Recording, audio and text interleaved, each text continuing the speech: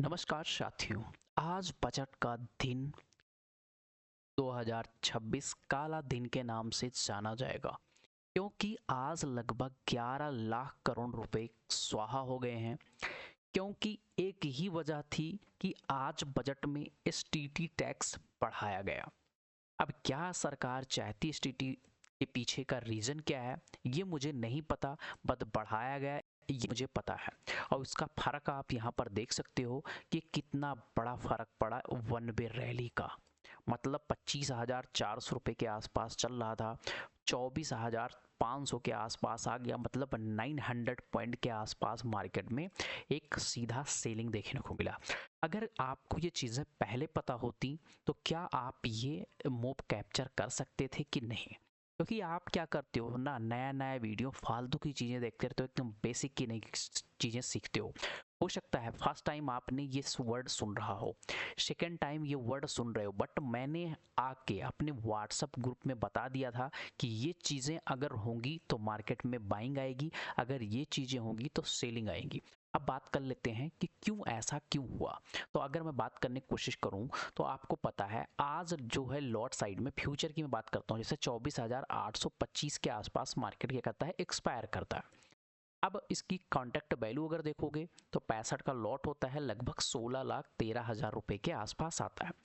पहले एसटीटी जो था 0.02% था, मतलब 322.73 रुपए के आसपास यहाँ लगते। लेकिन अब एसटीटी 0.05% कर दिया गया।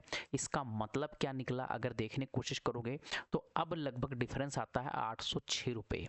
मतलब पहले एसटीटी 322 रुपये के आसपास था, 323 रख लो, अब 807 रुपये के, मतलब 484 रुपये एक लॉट में बढ़ा है।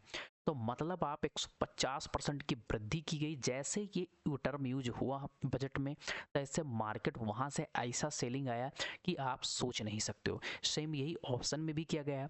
ऑप्शन में जो किया गया है, मान के चलिए पहले 0.1% था एसटीटी, अब 0.15% कर दिया गया।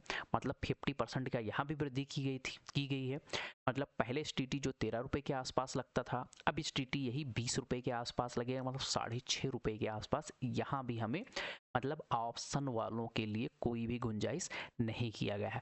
गवर्नमेंट का कहना है कि भैया 100 में से 90-95% लॉस करते हैं, तो ये यहाँ एक्यूमुलेशन, मतलब आपको बोले स्पेकुलेशन मार्केट में ना हो, इस वजह से ये चीज़ें की गई हैं। अब बात कर लेते हैं कल के लिए। कल हमें क्या करना है? कल सिंपल है, अगर इसके आसपास आपको मार्केट देखने को मिलता है या मार्केट इसके आसपास आए, यहाँ आए, ग्रीन कैंडल का फॉर्मेशन करे, अपसाइड में जाए, 40 से 50 पॉइंट का स्टॉप लॉस लेना। टारगेट जो होगा 24,770 का, इसके ऊपर निकलेगा 24,877, फिर 24,900 के आसपास निकलेगा। इसके ऊपर सस्टेन करना शुरू किया तो अपसाइड जाएंगे। अगर मान लो मार्केट गैप अप ओपन होता हो, यहीं पर इस प्रकार का सेलिंग कंडीशन बना देता है, तो यहाँ पर रेड कैंडल जैसे बनेगा, मैं पुट साइड में जाऊंगा।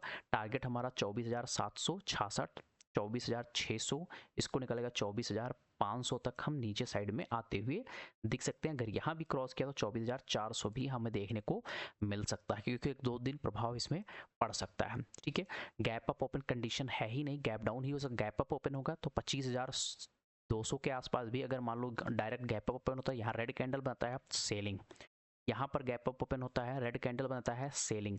बट ओनली आपको याद रखना है 40 पॉइंट के ऊपर स्टॉप लॉस ना हो। अगर बड़ा कैंडल बन गया है अवॉइड कीजिएगा, क्योंकि एक दो दिन इसका प्रभाव रहने वाला है। बैंक निफ्टी की बात कर लेता हूँ कि बैंक निफ्टी में हम क्या कर सकते हैं। बैंक निफ्टी एक अच्छे लेवल पे है। अगर बैंक निफ्टी कल यहीं पर कोई ग्रीन कैंडल का फॉर्मेशन करता है और 15 मिनट के टाइम फ्रेम में 58,400 के ऊपर निकलता है, तो 58,500, 58,660 इसके ऊपर सस्टेन किया तो ये 58,800 ऊपर साइड में जाते हुए दिख सकता है।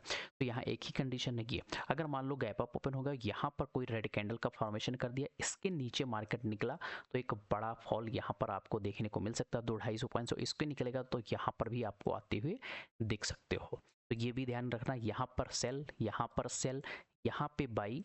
अगर मान लो मार्केट यहाँ कंटिन्यू फॉल होते जा रहा है तो आपको ध्यान देखना है कि इसके आसपास 57,700 लेकर यहाँ तो वैसे आएगा नहीं 58,000, ये इंपॉर्टेंट लेवल है 58,000 का। तो यहाँ पर ध्यान देना, अगर मान लो कंटिन्यू गिरता है तो यहाँ ग्रीन कैंडल 58,000 के आसपास बनाता है, तो यहाँ पर हम बाइंग करने की कोशिश करेंगे। टारगेट पर 58,278, 58,350, इसके निकले 58,400, 58,500। अप साइड यहाँ पर देखने को मिलेगा, डाउन साइड बहुत मुश्किल है। हाँ, कंटिन्यू गिरेगा तो बात अलग है, क्योंकि ऐसा चार्ट बन गया है इस कंडीशन में, क्योंकि यहाँ लिक्विडिटी है, इस लिक्विडिटी में कहीं ट्रैप हो गए तो आपको दिक्कत आ जाएगी।